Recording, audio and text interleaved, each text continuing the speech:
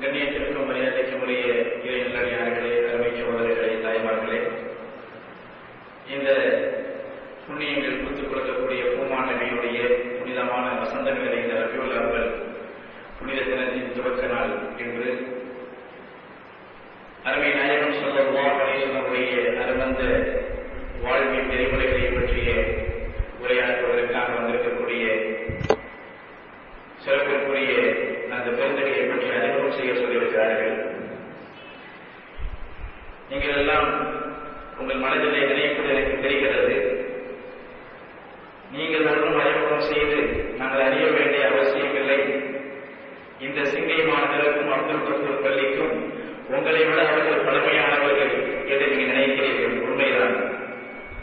ஏனென்று சொன்னால் அருமைக்கும் மரியாதைக்கும் உடைய நம்முடைய ஆலய பிறந்தவை PAK என்று தமிழ் குழு உலகமெல்லாம் அறியப்படுகின்ற அல்ஹாஜ் அல்-ஹாஃபிஸ் PA காஜா மொஹீனுத்தீன் ஆலிம் அவர்கள் ஒரு மிகப்பெரிய ஒரு புகழிற்கு சொந்தக்காரர்கள், அடக்கத்திற்கு உறவிடமானவர்கள்.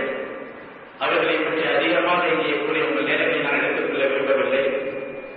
தென்தமிழ்நாட்டினுடைய மேடை பாளையம் என்கிற அற்புதமான எளிமையான அந்த ஊரில் பிறந்து அங்கே வளர்ந்து சமுதாய பணிக்காக தமிழ்களும் நல்லுறவுக்கு எல்லாம் சுற்றித்து வருகின்ற அருமைக்குரிய பெருந்தகை அவர்கள் மதரசா உஸ்மானியா அரபிக் கல்லூரியினுடைய மூத்த பேராசிரியர் ஆவார்கள். அத்துடனே இவர்கள் அங்கே ஜாமியா பெரிய பள்ளியினுடைய இமாமாகவும் அதே பள்ளியில் நெடுங்காலமாக தினந்தோறும், அதாவது பிரதி ஞாயிற்றுக்கிழமை இறைமுறையுடைய விரிவுரையை தொடர்ந்து நடத்தக்கூடிய விரிவுரையாளராகவும் இருக்கிறார்கள். அத்துடனே இவர்கள் தமிழ்நாடு ஹஜ் கமிட்டியினுடைய ஒரு உறுப்பினராகவும் செயலாற்றி வருகிறார்கள். அழகான நாவன்மைக்கு சொந்தக்காரர்கள், ஆழமான கருத்துக்களை தருவதற்கு, அற்புதமான உரைகளை தருவதற்கும் எடுத்துக்காட்டாக தமிழகத்தில் பேசப்படுகின்ற பெருந்தகை அவர்கள் சிங்கை, மலேசியா, இலங்கை, புருணை, துபாய் போன்ற எங்கெங்கெல்லாம் தமிழ் முஸ்லீம்கள் வாழ்கிறார்கள் அங்கெல்லாம் இடம் பதித்து தங்களுடைய இந்த மார்க்க பணியை ஆற்றி வருகின்றவர்கள் என்கிற இந்த தகவலை மாத்திரம் உங்கள் முன்னால் சொல்லிவிட்டு அருமைக்குரிய ஆலை பெருந்தகைகளை உங்கள் முன்னால் உரையாற்றுவதற்கு நான் நம்முடைய மஸ்ஜித் அப்துல் கஃபூர் நிர்வாகத்தின் சார்பில் நான் அழைக்கிறேன்.